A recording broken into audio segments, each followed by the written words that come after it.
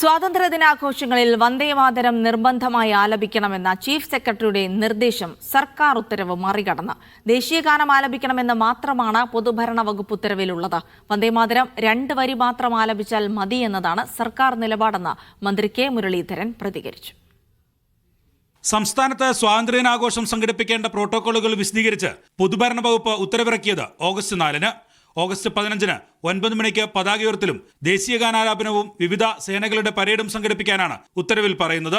ഉത്തരവിലെവിടെയും വന്ദേമാതരത്തെക്കുറിച്ച് ഒരു പരാമർശവുമില്ല.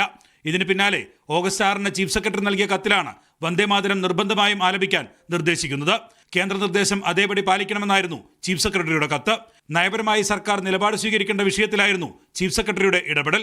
എന്നാൽ ചീഫ് സെക്രട്ടറിയുടെ നിർദ്ദേശം സംസ്ഥാനത്ത് നടപ്പിലാക്കില്ലെന്നാണ് മന്ത്രി കെ മുരളീധരന്റെ പ്രതികരണം. സംസ്ഥാന സർക്കാരിൻ്റെ ഏത് പരിപാടിയിലും 2 ഖണ്ഡിക മാത്രമാണ് മുമ്പ് പാടിയിട്ടുള്ളത്. അത് മാത്രമേ ഞങ്ങൾ പാടൂ. ചീഫ് സെക്രട്ടറി ഞാൻ പറഞ്ഞല്ലോ, അദ്ദേഹം സെൻട്രലിൻ്റെ ചില കാര്യങ്ങളും നടപ്പാക്കാനുള്ളൊരു ബാധ്യത അദ്ദേഹത്തിനുണ്ട്. പക്ഷേ കേരളം അത് അംഗീകരിക്കുന്നില്ല.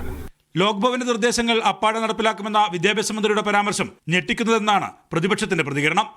നേരത്തെ ഗവർണർ സെക്രട്ടറിമാരെ വിളിച്ചാലും അവർക്ക് നിർദ്ദേശം നൽകിയാലും സർക്കാരിൻ്റെ അഭിപ്രായത്തെ അടിസ്ഥാനപ്പെടുത്തിക്കൊണ്ട് മാത്രമേ തുടർ നടപടികൾ സ്വീകരിക്കാറുള്ളൂ.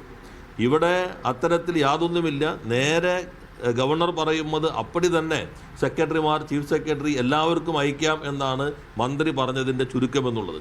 പൊതുഭരണ വകുപ്പും ചീഫ് സെക്രട്ടറിയും വ്യത്യസ്ത നിർദ്ദേശങ്ങളാണ് നൽകിയിരിക്കുന്നത്. സ്വാതന്ത്ര്യദിനാഘോഷ പരിപാടികൾ ഏത് നിർദ്ദേശം നടപ്പിലാകുമെന്നതാണ് ഇനി അറിയേണ്ടത്. മീഡിയ 1 തിരുവനന്തപുരം.